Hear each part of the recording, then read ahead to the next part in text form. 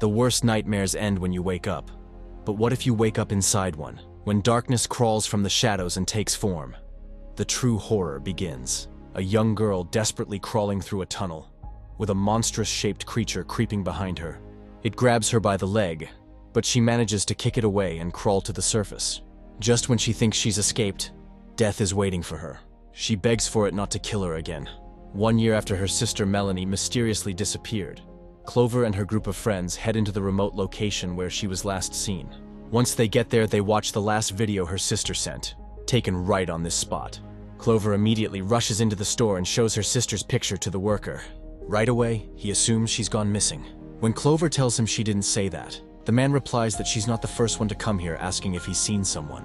When she asks if a lot of people go missing here, he simply answers, no, but they do up there, in Glore Valley. At the same time, Abe comments this isn't good for Clover, while Megan thinks this is exactly what she needs to move on. Max also thinks it's a bad idea, while his sister Nina says whatever happens, they need to stick together. Right then, Clover appears and tells them she knows where her sister went missing. The group quickly starts driving there, through the relentless storm. Everyone starts panicking, thinking they're lost, when suddenly the rain just stops. As they get out of the vehicle, they realize the storm didn't stop. It's just avoiding this place for some reason. While the group heads to the house to call for help, Clover stays outside, observing this strange anomaly. Inside the house, Nina notices a strange, old-looking hourglass. Abe enters a room covered in papers pinned to a board. As he begins removing them one by one, each one reveals a missing person flyer behind it. Soon, the entire board is covered in missing people's photos. Meanwhile, Clover hears her sister's voice, deep inside the storm, calling for her. She immediately walks into it. Max sees her and goes after her. Megan is inside the bathroom, but there's no water. Nina finds a guest book used for signatures. She signs her name for fun, while Megan wipes the mirror. And Abe removes the final piece of paper, only to see Clover's sister also listed among the missing people. Simultaneously, Clover is pulled away from the storm by Max. Back to Nina. She discovers something really creepy. Other guests' signatures, repeating over and over, each time written with slightly worse handwriting, until it becomes completely unreadable. Abe then shows up and calls Nina and Megan. He shows them the board filled with missing people. At the same moment, Clover sees her sister's handwriting in the book and realizes this is Glore Valley. This is where her sister went missing. Suddenly, Nina asks if anyone flipped the hourglass over, because now it looks like it's timing something. At that exact moment, they hear loud noises outside and see that Abe's car is gone. The lights suddenly turn on, revealing the vehicle sitting in the rain, just outside the water wall. But someone is inside, revving the engine and driving in place.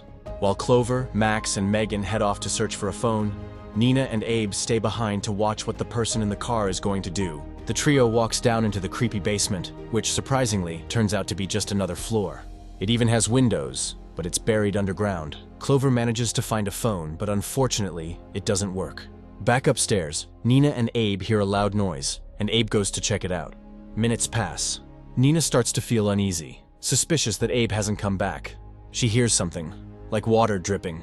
As she follows the sound and turns on the lights, a man in a disturbing mask is standing right in front of her, and Abe is already dead. The group downstairs hears Nina's scream, and her brother Max immediately rushes to check on her. He arrives just in time to see the masked man hovering over Nina's lifeless body, and the masked man sees him too. Max runs back and warns the others to hide. He and Clover hide behind a door, while Megan gets inside a closet. Heavy footsteps echo through the house as the man approaches. Max, desperate to defend the girls, grabs a chair and strikes him in the back, but the man doesn't even feel it, and that turns out to be a fatal mistake.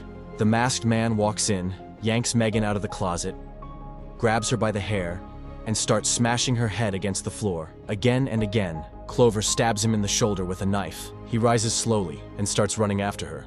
She bolts out of the house and into the forest. There, in the darkness, she sees someone standing in the shadows, but before she can even speak, death catches up to her. At that moment, the hourglass resets. Nina signs her name in the guest book once again. Megan wipes the mirror, just like before. The night never ended, but it did begin again. The group finds themselves gathered inside the house once more. But then, they see something even more terrifying. Their own photos, now pinned to the missing persons board. Suddenly, they hear loud knocking on the door, and someone trying to enter. Abe rushes over, slamming them shut and locking them tight. But it doesn't matter. They begin to open again. Megan starts to feel unwell, she says. Tonight is different. It's worse. Then without warning, her bones begin to crack. Loud, sickening pops echo through the house as she collapses, screaming in agony. Her screams are so powerful that the lights above them shatter. The house is cast into complete darkness. Flashlights flick on, and in the beam, Megan is gone. Then they hear it, a whisper, faint and low, coming from the other room.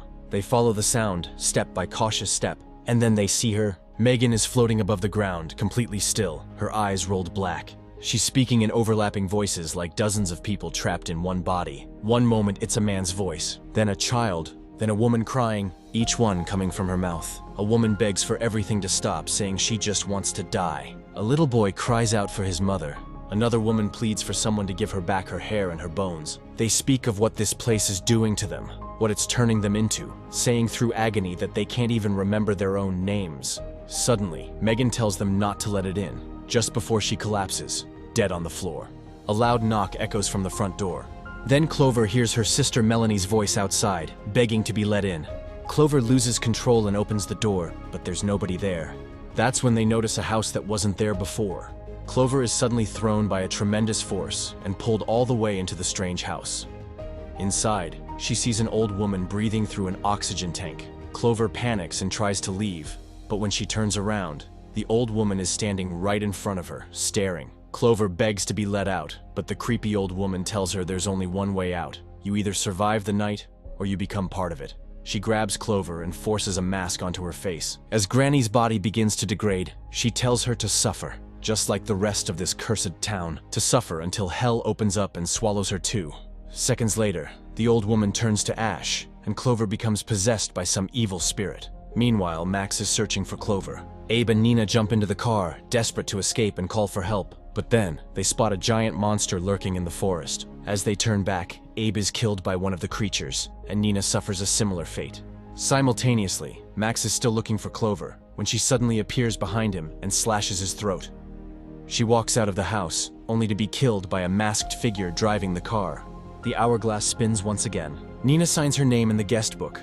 The night resets. The clock is ticking again. Now the group locks themselves in the bathroom, thinking they can wait it out and survive the night. Abe turns on the tap, and Megan is confused. There was no water before. The others beg Abe for some, drained from dying over and over. One by one, they take a sip, which turns out to be a mistake. Seconds later, Abe's body explodes into hundreds of pieces. Nina follows, and then Megan. Max tells Clover the sand is almost out. It's nearly dawn, but Clover begs him to kill her, so they can start over and save their friends. She points out they've only died twice so far, and every name in the book has way more signatures. Max tries to choke her, but he can't. Then he explodes too. Clover lies on the floor, waiting for death to take her, until someone else appears. It's the man from the store, telling her they can't survive by sitting still. Just as he finishes his sentence, Clover explodes in his face. Everything repeats itself once again. The night starts over. The group searches the house, hoping to find something that might help them escape the nightmare. That's when Clover finds the man responsible for all of this. His name is Dr. Alan Hill. Abe finds a newspaper revealing that this place suffered a mining disaster 20 years ago. The tragedy was caused by digging too deep beneath the town, resulting in the deaths of over 1,100 people. Dr. Alan Hill, a trauma specialist, was brought in to work with the survivors. They try to open the door to the basement, and it leads to a tunnel. But the hundreds of haunting screams coming from inside make them unwilling to go any farther. Max then finds a tape and plays it. On the tape is a man, crying and asking why they're doing this to him. Why they have these things killing him. Over time, the patient begins showing signs of starvation and muscle atrophy, but most importantly, intense fear, a feeling of hopelessness and utter despair. Dr. Alan Hill continues speaking, explaining that fortunately for his experiments, the trauma from the mining disaster still lingers, affecting both survivors and visitors. Eventually, those emotions began to affect the body in other ways, transforming the man into something else, a creature known as the Wendigo. The Wendigo represents extreme hunger. Clover then grabs a radio and demands to be let out. Dr. Hill answers, telling her that someone must die. 4 of them can leave, but one must always die. Clover then tells him that she wants to see him, face to face. He agrees, but only her, not her friends. He tells her that he is waiting deep in the forest, with her sister. She immediately rushes out but steps into a bear trap. The chain begins to pull her into the darkness. Abe suggests they escape now, while they're busy with Clover, saying she tried to kill herself last year anyway. That's when Nina strikes him in the back with a pickaxe, because he's probably the only one not willing to die for Clover's salvation. Max and Megan then go after Clover, but just then, the masked man appears again. killing them both instantly. Elsewhere in the woods, the two continue searching, but are attacked by a Wendigo. In a desperate attempt to escape, Megan falls onto a sheet of glass, and the Wendigo jumps on top of her. Max can only stand there and watch as his friend is pulled into the darkness. He quickly runs away and eventually finds Clover. But another Wendigo appears, and this one is Melanie, Clover's sister. Max grabs the bear trap and slams it onto her face. The two run off and hide inside one of the houses, but assuming all of their friends are already dead, Clover wants to die and reset the night. Max takes a shard of glass and cuts her throat. Then he sees Melanie has followed them. Wanting an epic exit, he drinks a few sips of water, stands in front of her, and tells her to f*** herself, right before exploding in her face. The night resets once again, but something's different. Clover's hair has started to fall out, strand by strand, and something strange has begun growing on Abe's back. When Clover asks how long they've been here, Max says 3 or 4 nights. But then Nina speaks up, telling them it's been 13. Clover immediately rushes to check the guest book. She flips through the pages and realizes not a single person has ever lasted more than 13 nights. Tonight is their final chance. They look out the window. The town no longer looks familiar. It's completely changed. None of them remember anything. Clover quietly says that they never did what they said they would. The next night wasn't the last. Neither was the one after that, or the one after that. Panic begins to set in. There's no sign of Megan anywhere, and Abe guesses that it got to her first. The night doesn't have to come for all of them at once. Then Abe remembers. He had recorded some of the things that happened.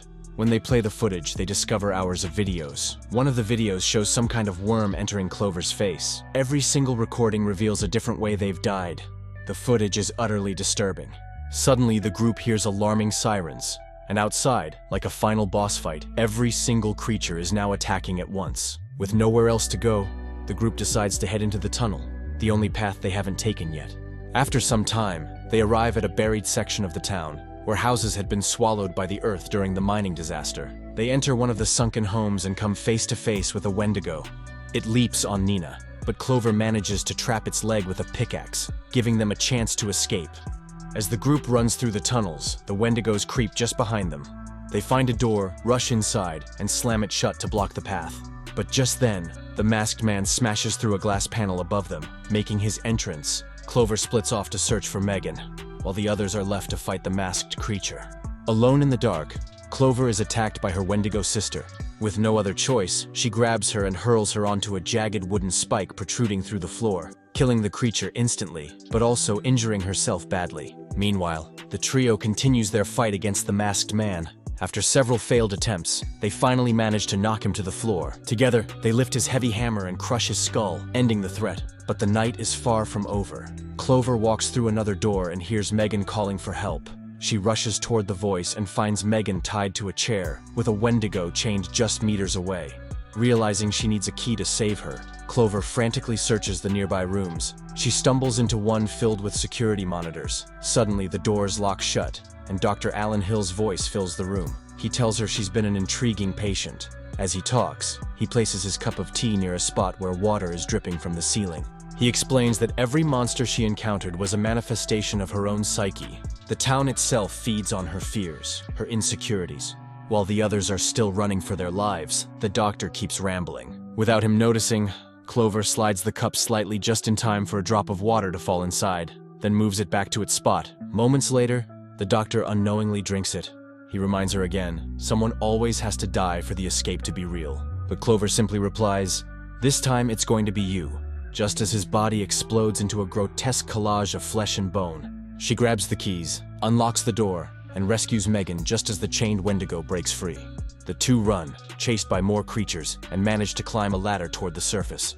As they're being pulled back, Megan kicks the Wendigos away. Clover reaches her hand out, and her friends arrive just in time to pull her up. Right after they pull out Megan, the final grains of sand drop through the hourglass. At last, it's dawn. The storm has stopped, and they're all still alive. As they lie on the ground, exhausted, a loud car horn startles them. It's Abe, leaning out the window, asking if they plan to stay another night. The group climbs into the car, leaving this nightmare behind for good. But on the security monitors, time has passed, and another group has just arrived in town, and that's where the film ends. Make sure to subscribe and turn on notifications so you don't miss a new video. Thanks for watching.